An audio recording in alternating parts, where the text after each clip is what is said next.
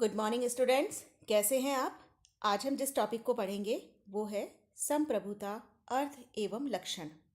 ये जो शब्द है संप्रभुता, ये आपने कई बार सुना होगा और जब हम पॉलिटिकल साइंस पढ़ना शुरू करते हैं तो गार्नर की एक डेफिनेशन आती है जिसमें गार्नर ने कहा है कि राज्य के 4 प्रमुख लक्षण हैं और उनमें से एक लक्षण बताया गया है संप्रभुता। तो यानी कि जब हम राज्य के बारे में पढ़ते हैं, जब हम राजनीति विज्ञान पढ़ते हैं, उसी समय हम इस शब्द से परिचित हो जाते हैं। लेकिन ये संप्रभुता है क्या, ये शायद आपको जानकारी नहीं होगी। तो आज हम संप्रभुता क्या है इसके बारे में अध्ययन करेंगे। तो आइए शुरू करते हैं। संप्रभुता की हम बात करें तो संप्रभुता को हम इंग्लिश में कहते हैं सॉवरेनिटी, और जो सॉवरेनिटी शब्द है ये 2 शब्दों से मिलकर बना है। एक शब्द है सुपर और दूसरा शब्द है एनस। लैटिन भाषा के शब्द हैं ये सुपर और एनस। और सुपर और एनस शब्द का मतलब होता है सर्वोच्च शक्ति। तो यानी कि संप्रभुता का जो शाब्दिक अर्थ है वो है सर्वोच्च शक्ति। हम संप्रभुता की कुछ परिभाषाएं देखते हैं। देखिए, पहली परिभाषा हम लेते हैं जीन बोदा के अनुसार।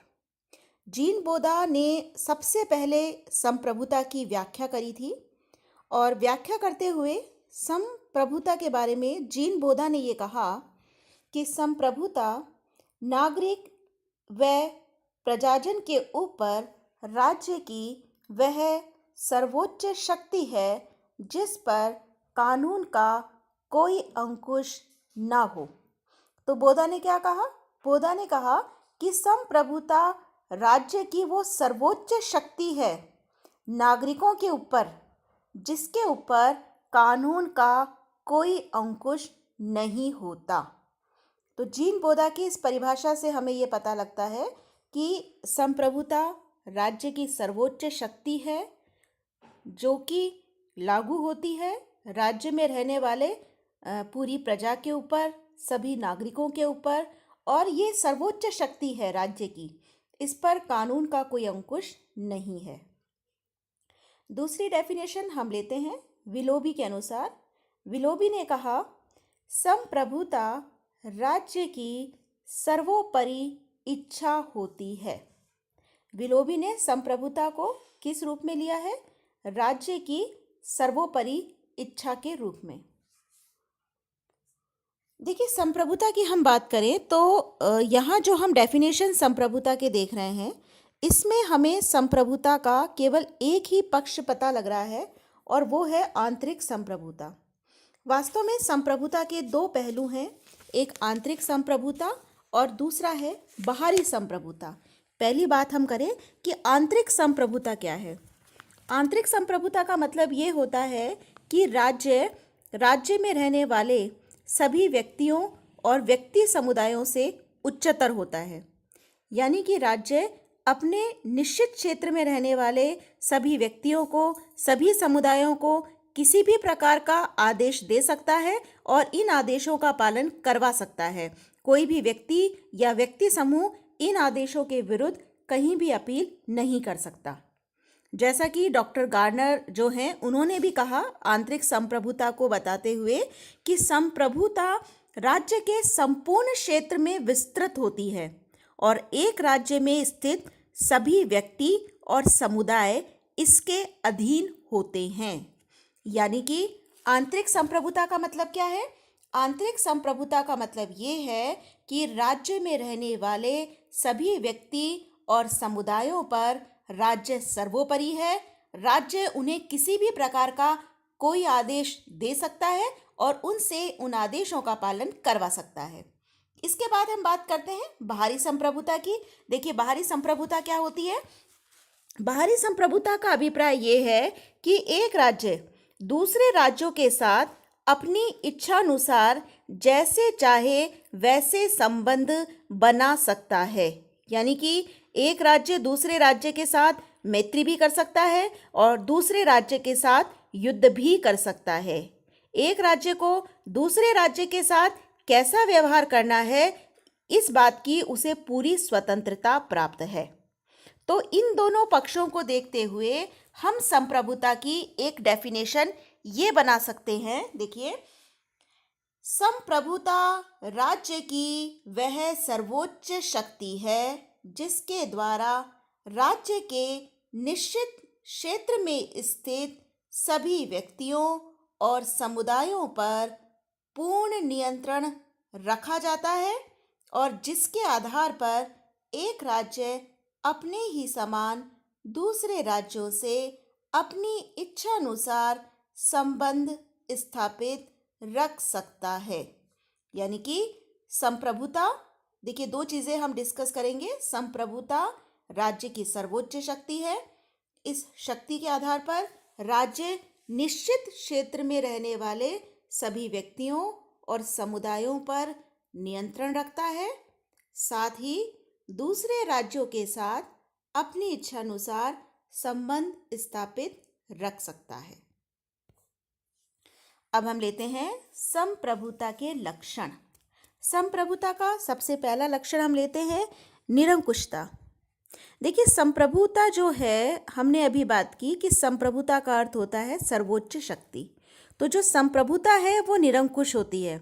संप्रभुता के ऊपर आंतरिक और बाहरी दोनों ही क्षेत्रों में कोई नियंत्रण संप्रभुता के ऊपर नहीं होता।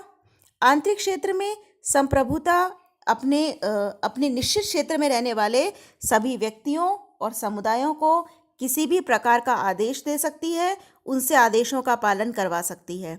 इसी तरीके से बाहरी क्षेत्र में भी एक राज्य दूसरे राज्य के साथ जैसे चाहे वैसे संबंध स्थापित कर सकता है।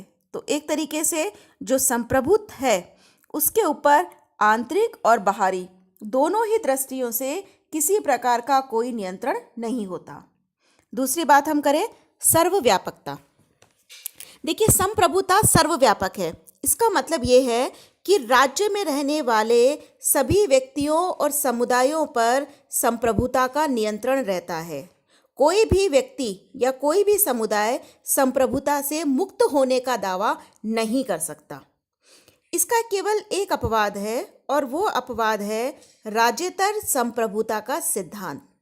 राज्यतर संप्रभुता का सिद्धांत क्या है? देखिए, इस सिद्धांत के अनुसार एक देश में स्थित राजदूतावास उस देश की संपत्ति माना जाता है और उसमें उसी देश के कानून लागू होते हैं जिस देश का वो रिप्रेजेंटेशन करता है। यानी कि जैसे मान लीजिए भारत का कोई दूतावास अमेरिका में है, ठीक है। अब दूतावास तो वो अमेरिका में है, ठीक है, लेकिन उस दूतावास पर जो कानून लागू होंगे वो भारत के लागू होंगे, अमेरिका के लागू नहीं होंगे। यानी कि है तो वो अमेरिका के निश्चित क्षेत्र में, लेकिन चूंकि वो दूतावास भारत का प्रतिनिधित्व कर रहा है तो उस पर भारत के कानून लागू होंगे और उसको भारत की ही संपत्ति माना जाएगा। तो ये कहलाता है राज्यतर संप्रभुता का सिद्धांत। नेक्स्ट है स्थायित्व। संप्रभुता को स्थायी माना जाता है और ये माना जाता है कि संप्रभुता का कभी अंत नहीं होता।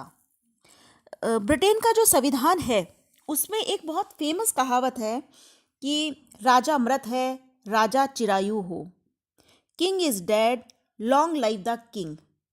ये एक तरीके से संप्रभुता की इसी विशेषता को बताता है। कैसे? देखिए, इसे समझते हैं। कहावत क्या है? राजा मृत है, राजा चिरायु हो। तो यहाँ पर एक तरीके से सरकार और संप्रभुता दोनों में अंतर बताया गया है। ये कहा गया है कि संप्रभुता तो एक संस्था है जिसका कभी अंत नहीं होता, केवल सरकारें बदलती है, ठीक है। तो राजा तो मर सकता है, लेकिन जो संप्रभुता है वो हमेशा स्थायी बनी रहती है। इवन आप देखिए कि यदि कभी एक राज्य पर दूसरे राज्य ने अधिकार कर लिया तो भी संप्रभुता नष्ट नहीं होगी। केवल संप्रभुता का हस्तांतरण होता है कि संप्रभुता जो है, एक राज्य की संप्रभुता दूसरे राज्य के हाथ में चली गई, लेकिन संप्रभुता कभी भी समाप्त नहीं होती। संप्रभुता में एक स्थायित्व पाया जाता है। नेक्स्ट है अपृथककरणीयता। देखिए, संप्रभुता अपृथककरणीय है राज्य से। राज्य से हम संप्रभुता को कभी अलग नहीं कर सकते। अगर राज्य से हम संप्रभुता को समाप्त कर देंगे तो राज्य का अस्तित्व ही समाप्त हो जाएगा। संप्रभुता कभी राज्य से अलग नहीं होती, केवल संप्रभुता का हम हस्तांतरण कर सकते हैं। जैसा कि अभी मैंने चर्चा की थी कि यदि मान लीजिए किसी राज्य से उसका कोई भाग अलग हो गया या किसी राज्य पर किसी अन्य राज्य ने अधिकार कर लिया, तो भी संप्रभुता समाप्त नहीं होगी। संप्रभुता का केवल हस्तांतरण होता है, इसको कभी राज्य से अलग नहीं किया जा सकता। नेक्स्ट है अविभाज्यता। संप्रभुता अविभाजित है, अर्थात हम संप्रभुता को कभी भी नष्ट नहीं कर सकते और उसका हम विभाजन नहीं कर सकते। इसका अभिप्राय ये भी है कि एक राज्य में हमेशा एक ही संप्रभुता होती है। कई बार कुछ विचारक ये कहते हैं कि जैसे जो संघात्मक शासन व्यवस्था है या जो संघवादी राज्य है, तो क्या वहाँ हम ये माने कि वहाँ पर संप्रभुता विभाजित है अलग अलग राज्यों में? लेकिन ऐसा नहीं है।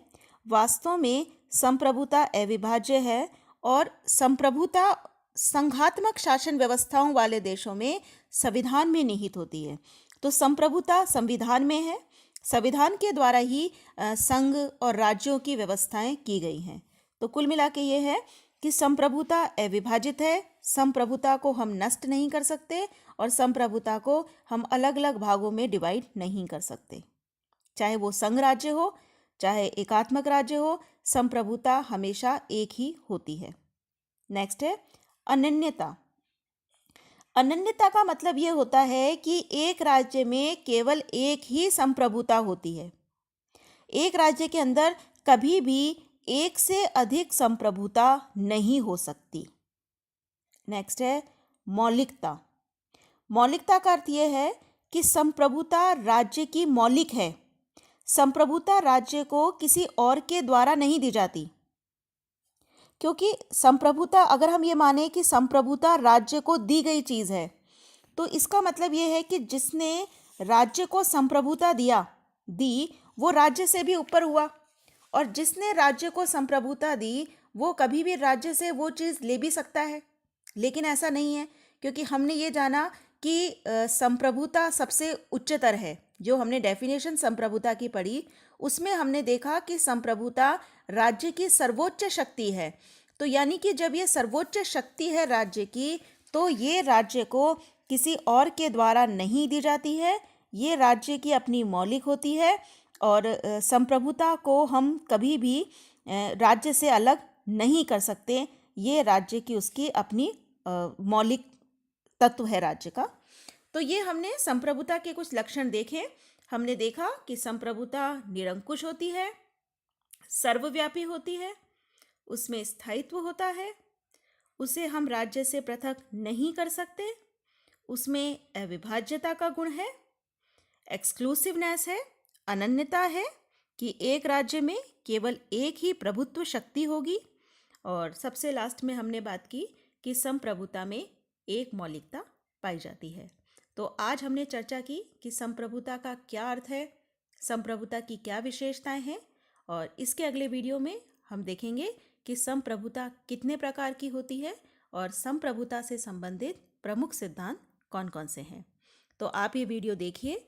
इससे संबंधित या बाकी जो और वीडियोस मैंने बनाए हैं उनसे संबंधित अगर आपकी कोई भी क्वेरी है, कोई भी प्रश्न आपके मन में है, तो आप चैट बॉक्स में लिख के कमेंट कीजिए। यहाँ तक कि आप समझ पा रहे हैं, नहीं समझ पा रहे हैं, आपका क्या फीडबैक है वो भी आप मुझे बताइए। तो जो चैट बॉक्स हैं, जब आप ये वीडियो देखते हैं तो एक चैट बॉक्स भी आ रहा है, उसमें आप अपने व्यूज़ भी लिख सकते हैं कि और पॉलिटिकल साइंस का कौन सा टॉपिक है जो आपको समझ नहीं आ रहा है, या आप और किस टॉपिक के बारे में डिटेल्ड पढ़ना चाहते हैं। Okay, thank you.